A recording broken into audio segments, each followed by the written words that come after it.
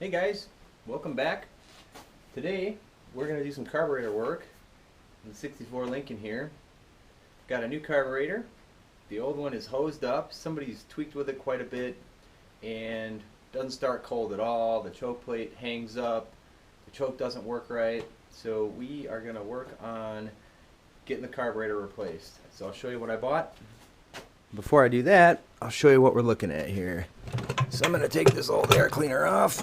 It's a tank, of course. Might be better to do with two hands.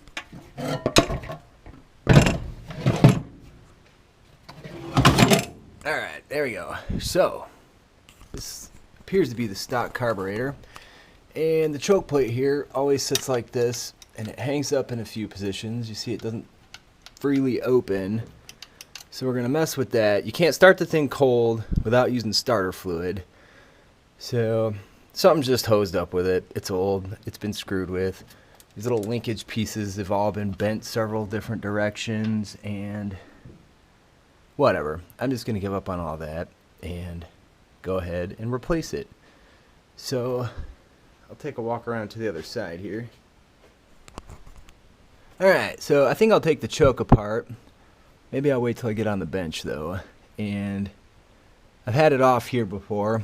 First it wasn't even hooked up. The choke was just stuck closed all the time. But seems like it should work a little better and a little freer than that. I got things here that are capped off, which that's commonplace on this vehicle, especially when it comes to the vacuum lines. And that's some kind of switch there, clearly.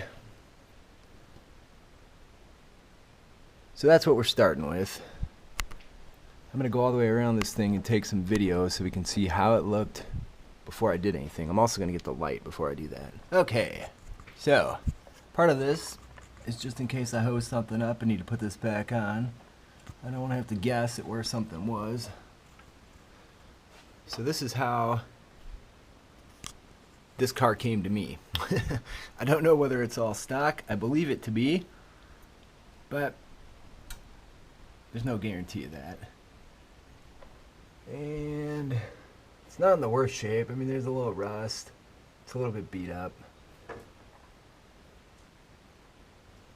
Alright, now from the other side. It's mosquito heaven out here. It is late June in Wisconsin. And that's kind of rough. For mosquitoes, anyway. So let's get a good shot of all the linkage. Feeling pretty ambitious after having dealt with the steering bushing job, the lower steering column bushing, which went pretty well.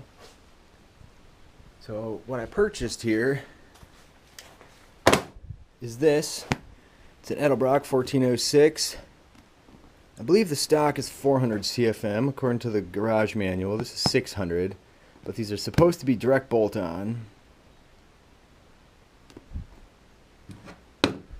So if that's the case, this should be a smooth project. I reviewed the installation manual already. So you have some gaskets, some wiring, probably for the choke, a full fuel filter there, a bunch of Edelbrock stickers.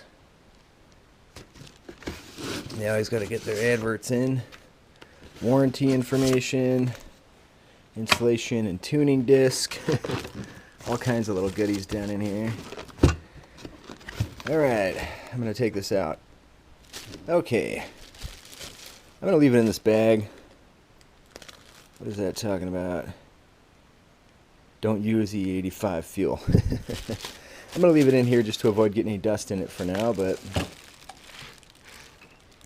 it's a 4-barrel, like the stock. It's got an electric choke, which I'm told can direct wire in pretty simply to a 12-volt ignition line. We'll see how that goes. And that choke plate flies pretty stinking freely relative to the stock one. That's promising. So I'm going to tuck this back in the box, and then I'm going to come back to the car, just start taking stuff apart. I'm going to have to get some hose, some coolant hose, get these two pieces of coolant or yeah, coolant line tied together, unless I can just cap them off somehow. In theory, they're not really needed,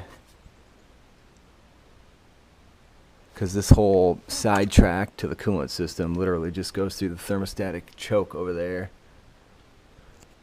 Yeah, I'm not going to be able to finish the job today, but I can certainly get a good start going. Alright, I got it out of here. And there's the old gasket there. Looks like somebody's probably replaced that relatively recently. There was evidence that this thing's been off here before. That hasn't been too long since that happened. You can see down in there, if that's not blinding you with the glare, a bunch of junk down in the engine here. Coolant all over the place. I had to separate some coolant lines. The only tools I used are right here. A couple junky rags, 2 sockets and 4 wrenches. I made a list of everything I took off as well, in the order I took them off in, so that when I reconnect we can get it back together. And here's all the parts that came off. Fuel line. This came from up here. And these were the coolant lines that ran to the choke here. There's a couple springs that this little fitting here attached to, and this was on here. I don't know, this is why I took video before I started. There's evidence there though. Oh, it went on there somehow. Anyway, it doesn't matter at this point. So there you go.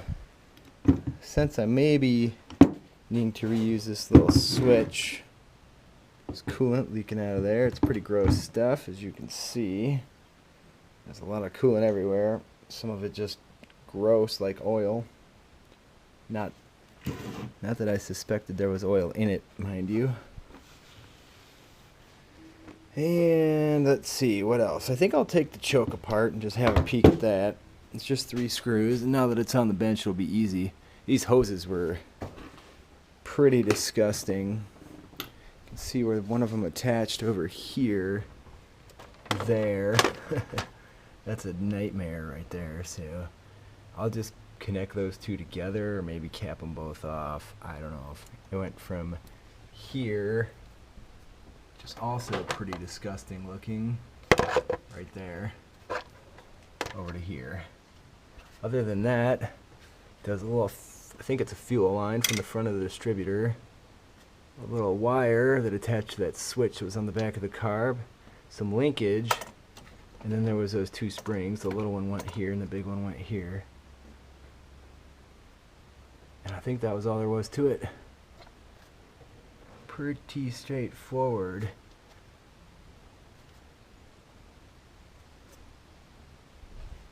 So I'll take this off, and then we'll take a peek at what's inside the choke. Okay, screws are out. Here we go. So that thing was attached there. So there's your thermostatic spring, according to the book. Made out of bimetal, some such nonsense.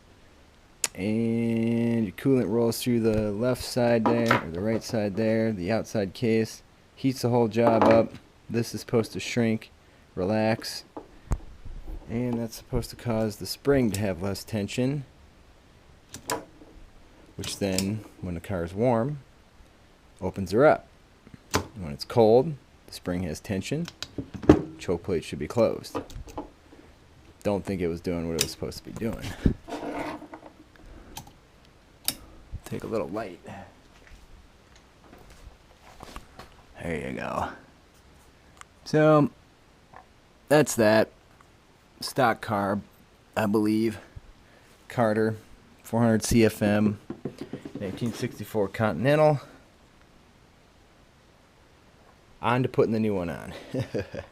Hope to God it just bolts on there like it's supposed to. Well, it's attached. All told, I got about a half an hour into this. So I have to buy some rod for linkage, a fitting to reattach the switch, fuel line. There's a bunch of these little guys. I have to go and see what all these are for, which need to be capped. There's also a fuel feed over here. This one seems to be Importante, hence this label on it. So I don't know what these are for yet, but it's on there. A little bit of reading, figure out where to go from here, and see about how to tweak this thing for the first startup before I commit to actually trying to start it. So, not a bad project so far. Everything went real simple. I didn't have anything go wrong. I don't know what the torque specs are on these. I just hand tightened them with one hand. Didn't want to overdo it. Nothing seems to be moving too freely, but this guy is stiff, but maybe that's supposed to be the case. So either way, I still gotta buy some coolant hose as well to get these things just reconnected back. There's a whole list of things here. That might actually be it. I gotta convert the fuel lines as well, because these are just slide overs like this, whereas the old ones, you can see here, we're actually screw in. So I'll figure that out. And this guy, there's not a lot of parts coming with this thing, which is a good thing. With this, it's probably for capping that piece on the back, so maybe I'll read about even what it's for, whether I need it or not. Some of the rest of this as well. And I'll be back once I have the parts I need from the local O'Reilly's. Alright, well, I got it on here. And for the most part, I mean, we're not done yet. So I had to get a nipple conversion for the vacuum fitting up here in the front of the distributor. Maybe there's a good way to see that. I had to get a nipple fitting for here to run the fuel line. I'm using the fuel filter that came with the carburetor. And then one of those, the vacuum, runs to here. And then the other side is capped. I did some research and some reading. So this just needs to be capped. This is for the PCV, but on this car the PCV is built in here, so we don't need this. So I have to get a vacuum cap for that guy. And what else do we have? On this side, the bracket worked. The springs went on just fine. The linkage, the stock linkage, worked without any alteration. We have some issue here with this hose and this hose. You can see this guy hits it, so the choke won't open. So I'm gonna have to figure out what to do about that. I noticed when I was doing it, it's really loose anyways, so probably needs a clamp. This one's loose as well, way looser than it should be, so those will need clamps. I'm gonna see if I can take that piece off there and maybe bend it into an S. I don't know. We could go under this or something. Maybe if we were under this coolant line here, we'd have some clearance. So if we came here, bent it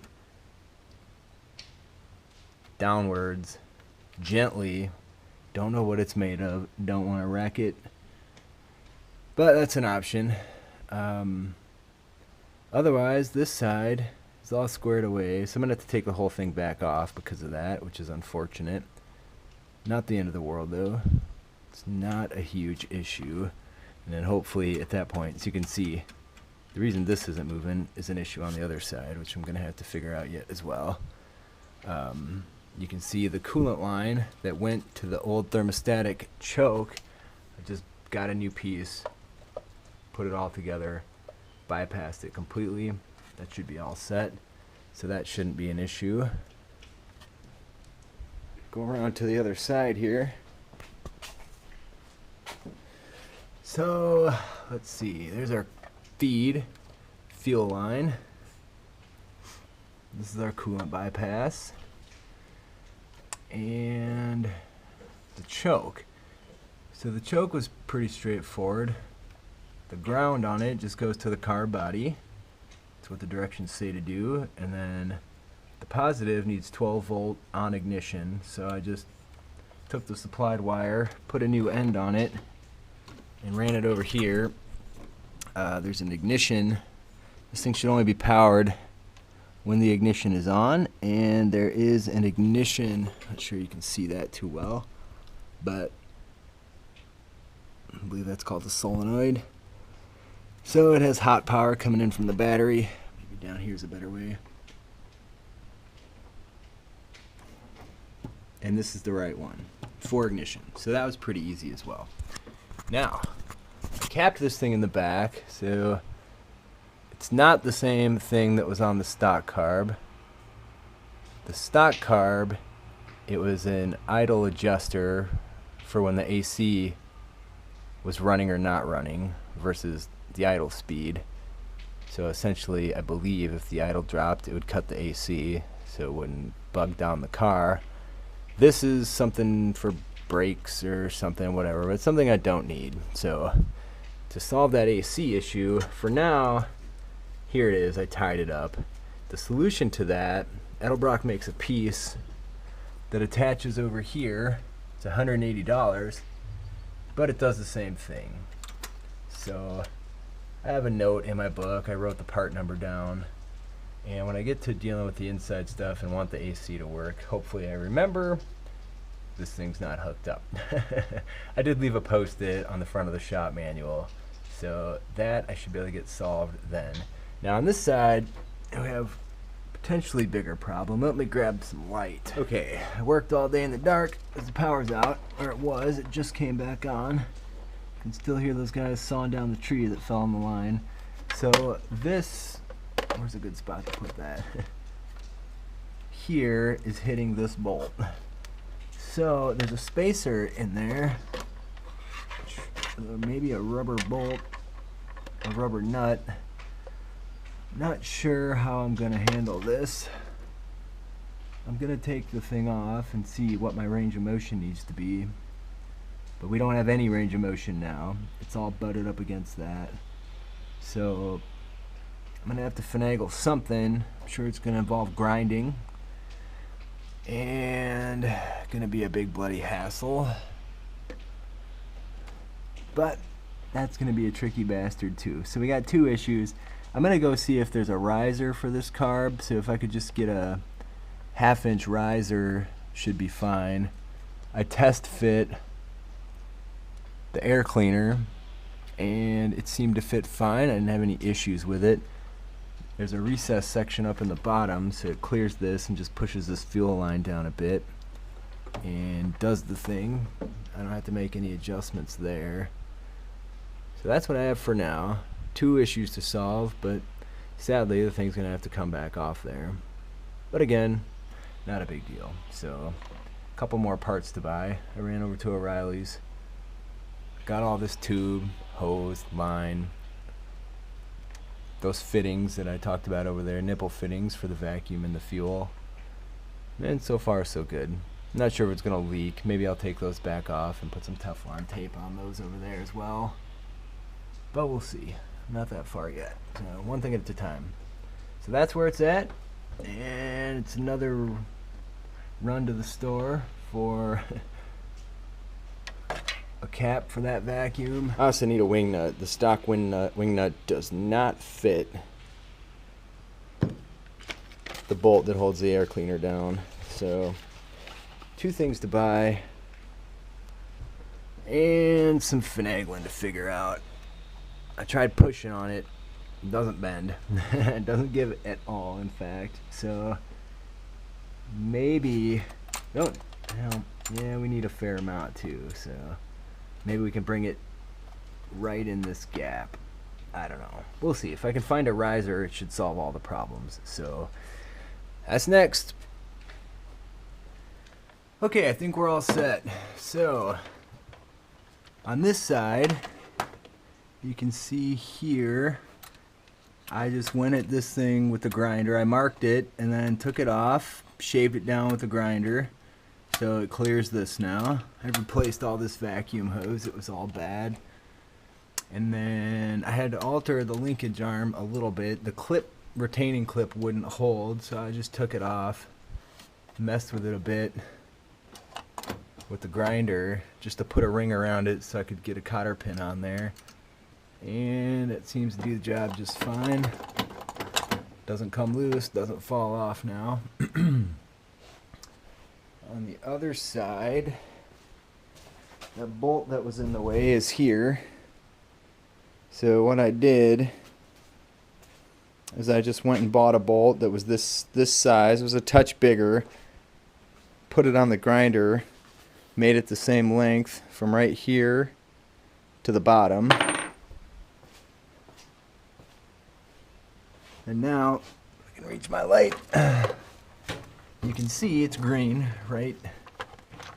Nice if I had somebody put this light. So right there it is. Plenty of clearance now. As you can see, doesn't hit anything. So all I had to do is swap the bolt out. This thing was pinched above the top bolt, so now it's pinched below that. Seems fine. I also rerouted the ground line for the electric choke. The directions said to send it here rather than here is where I had it before. So I think we're all set to see if this baby's going to start up or not. I'm not confident, but it's installed, so we'll see. Well, it started.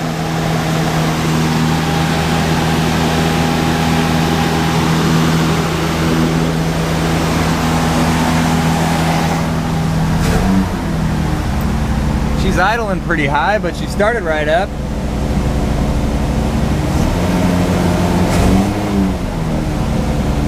So that's a good sign. I'm gonna let it run for a minute and see if she chills out a bit.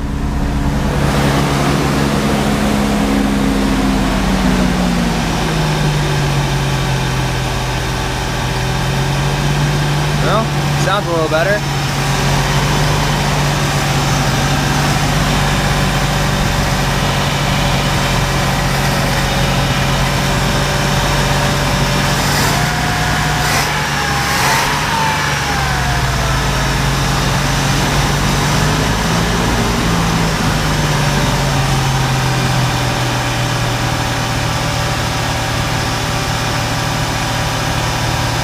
Well, I think I'll let her get up to temperature. Let it get up to temperature and then adjust that. See how it goes. It's running pretty decent though. Started right up. That's the first time since I've had it that it just started without having to use starter fluid. So that's a good sign. All right.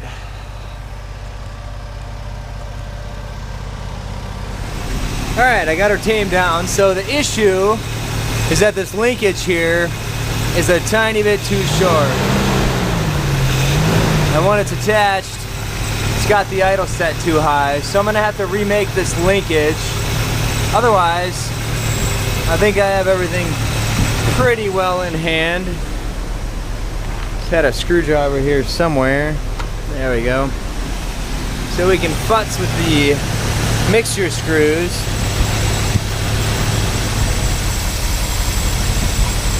That's all the way in there. And it's idling a little low.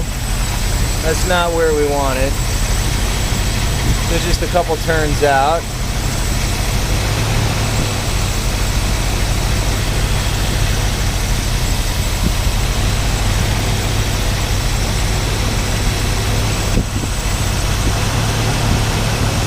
That side seems a little more sensitive, but it's probably idling decent there. I tried to take it out for a drive with the idle spike through the roof. I brought it right back in. So one more task and we should have this baby set up properly and ready to go. I'm hoping I don't have to mess around with the springs or the rods in there. I don't see any gas leaks anyway, so that's good. I don't know if we have any RPM action in here. I don't think we do. No. This is what we have, so I'll take that rod off there and see if I can track some down. Maybe I even have some around. And the last task will be building that.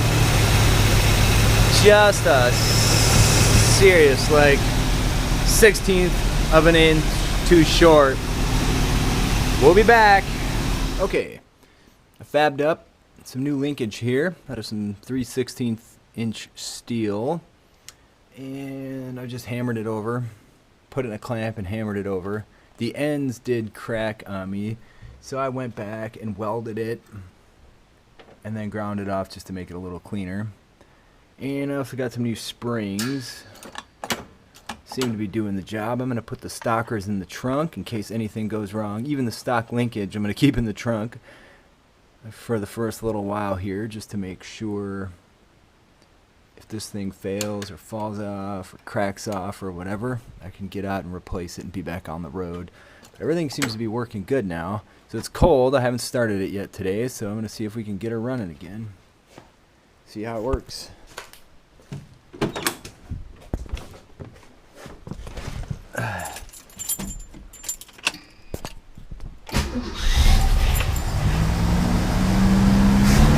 So it started right up. That's phenomenal. It's never done that before.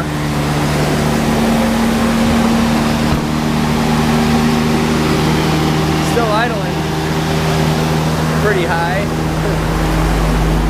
It's idling pretty stinking high, but I'll see once it tones itself down. Once the choke goes off, it's definitely still running pretty hot here.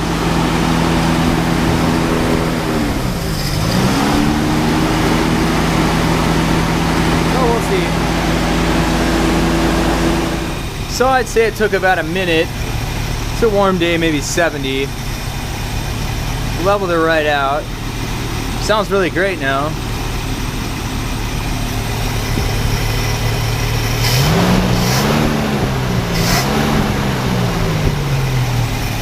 I'm gonna give it a minute. See, now it's idling really low. I'm gonna take it for a spin, see how it goes. Maybe I have to come back and tweak it, which is fine. Alright, so this one's a done deal. It was running great. I don't have any real complaints. Still could use a little bit of tweaking, but actually starts on its own now. Without starter fluid. The first time in the year and whatever I've owned it. It was raining out a little bit while I took it for a cruise, but ran great. Didn't bog down when you stomped on it like it used to. Best it's been. That's all I have for now. Stay tuned for next time. I gotta get these brakes sorted out. As of right now, the brake booster's not working. And it's a real son of a bitch trying to slow this baby down. That'll be the next project.